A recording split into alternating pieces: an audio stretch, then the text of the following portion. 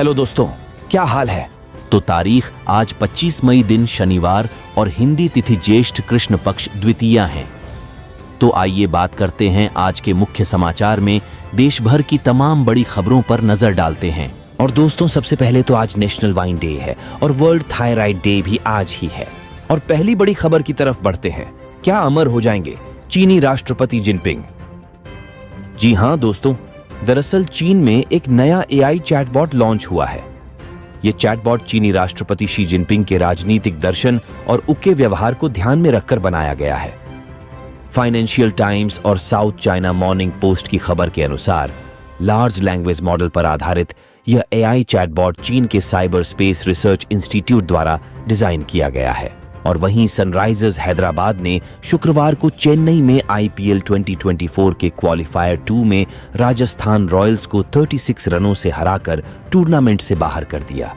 SRH ने तीसरी बार IPL के फाइनल में जगह बनाई है और वह रविवार को चेन्नई में आईपीएल 2024 के फाइनल में केकेआर से भिड़ेगी। गौरतलब है केकेआर अपना चौथा आईपीएल फाइनल खेलेगी। और बड़ी खबर है कि भारत में पहली बार बनाई जाएंगी रेंज रोवर और रेंज रोवर स्पोर्ट। दरअसल टाटा मोटर्स के स्वामित्व वाली जगुआर लैंड रोवर भारत में पहली बार रेंज रोवर और रेंज रोवर स्पोर्ट का उत्पादन शुरू करेगी। अब तक इनका निर्माण सिर्फ यूके के सोलिहुल प्लांट में किया जाता है और फिर इनका भारत समेत 121 बाजारों में निर्यात होता है। और वहीं अगला बड़ा अपडेट है कि प्रचंड गर्मी के बीच बंगाल की खाड़ी से नया तूफान उठ रहा है। इसके गंभीर तबाही मचाने की आशंका जताई जा रही है। आईएमडी ने कहा कि बंगाल की खाड़ी में बन रहा चक्रवात रविवार आधी रात को पश्चिम बंगाल के सागर द्वीप और बांग्लादेश के खेपुपारा के बीच टकराएगा। और वहीं भिवंडी महाराष्ट्र में पुलिस ने शिकायत के आधार पर एक फैक्ट्री में छापेमारी की है और RS फॉर लाख के नकली मैगी मसाला और मटन मसाला के पैकेट जब्त कर 2 लोगों को हिरासत में लिया है। आरोपियों ने पुलिस की पूछताछ में बताया कि वे सूरत, गुजरात से नकली मसाले लाते थे और महाराष्ट्र में सभी जगहों पर बेचते थे। बेरोजगार युवाओं के लिए बड़ी खबर है कि गुजरात हाई कोर्ट ने स्टेनोग्राफर और ट्रांसलेटर की भर्ती निकाली है। नोटिफिकेशन के अनुसार ट्रांसलेटर पदों पर 16 और स्टेनोग्राफर की 244 वैकेंसी है। उम्मीदवार ऑफिशियल वेबसाइट पर जाकर आवेदन कर सकते हैं। इसके लिए आवेदन की लास्ट डेट 26 मई 2024 है। और अच्छी खबर है कि 23 मई को sports association on off India के मुताबिक साउथ अमेरिका के पेरू में वर्ल्ड यूथ वेटलिफ्टिंग चैंपियनशिप 2024 भारतीय वेटलिफ्टर्स ने गोल्ड मेडल्स जीते। 15 साल की स्टार वेटलिफ्टर प्रतिस्मिता भोई ने 40 किलोग्राम महिला वेटलिफ्टिंग में गोल्ड मेडल जीता। और सर्राफा बाजार में सोने चांदी की कीमतों में बड़ी गिरावट देखने को मिली है। India Boolean and jewellers association के अनुसार 10 ग्राम 24 कैरेट सोना 1289 रुपए सस्ता होकर 72,791 रुपए पर आ गया है। वहीं चांदी की बात करें तो आज 1 किलो चांदी 3,476 रुपए सस्ती होकर 89,410 रुपए प्रति किलोग्राम में बिक रही है। और वहीं खबर है कि बिजनेस स्टैंडर्ड ने वाणिज्य मंत्रालय के आंकड़ों का हवाला देते हुए बताया है कि स्मार्टफोन अब भारत का चौथा सबसे बड़ा निर्यात उत्पाद बन गया है। और Russian state nuclear corporation Rosatom के महानिदेशक एलेक्सी लिक्चेव ने कहा है कि भारत को इस सीजन में रूस से अगली जनरेशन का परमाणु ईंधन मिलेगा।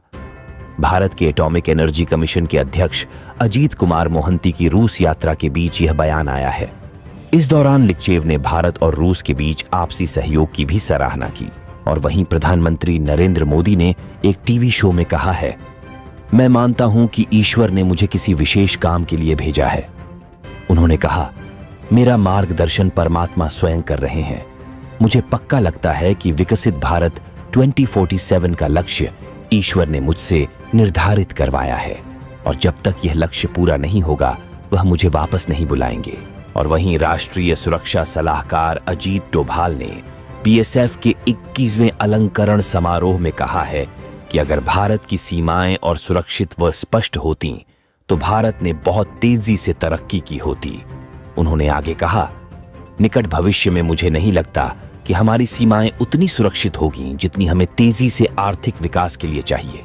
और फिलहाल आगे बढ़ने से पहले प्लीज वीडियो को लाइक कर दे और चैनल को सब्सक्राइब कर दे।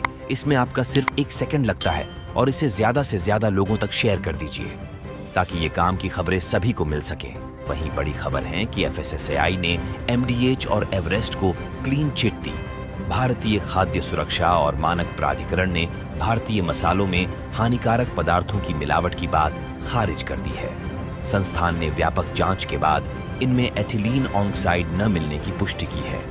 एथिलीन ऑक्साइड से कैंसर होने का खतरा रहता है।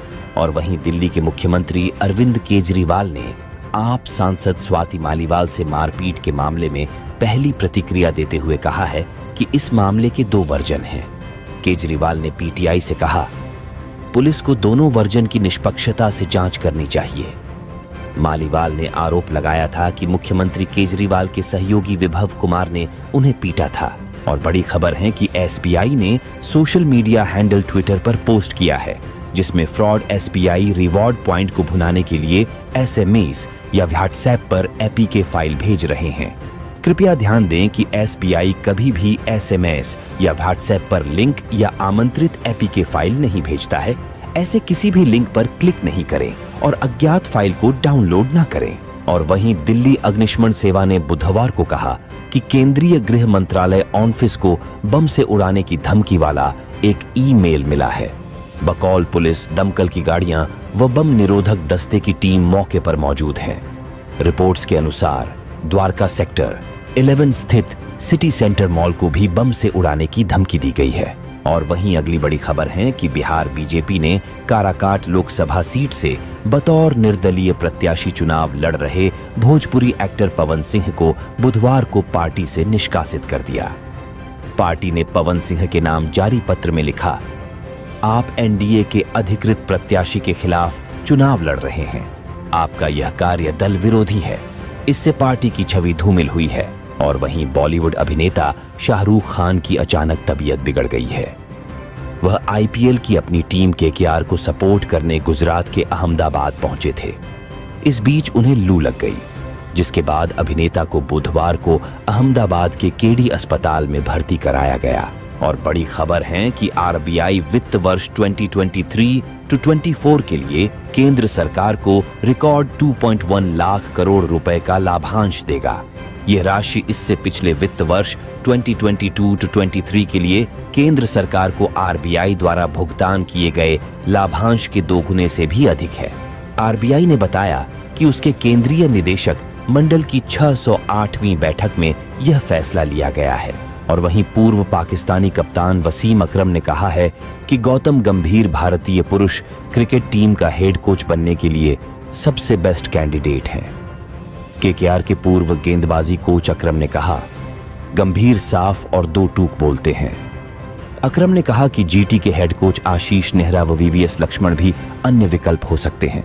और उधर प्रधानमंत्री नरेंद्र मोदी ने न्यूज 18 इंडिया को दिए इंटरव्यू में कहा है, जब तक मां जिंदा थी तो लगता था कि शायद मैं बायोलॉजिकली पैदा हुआ हूं। उनके निधन के बाद आश्वस्त हो चुका हूं कि परमात्मा ने मुझे भेजा है। उन्होंने कहा, यह ऊर्जा बायोलॉजिकल शरीर से नहीं मिली है, ईश्वर को मुझसे काम लेना है। तो चलिए दोस्तों, अब न्यूज रूम को विराम देते हैं। और जिन लोगों ने अभी तक चैनल को सब्सक्राइब नहीं किया वो प्लीज चैनल को सब्सक्राइब कर ले। और मिलते हैं कल सेम टाइम पर। अपना ख्याल रखना। जय हिंद, जय भारत, वंदे मातरम।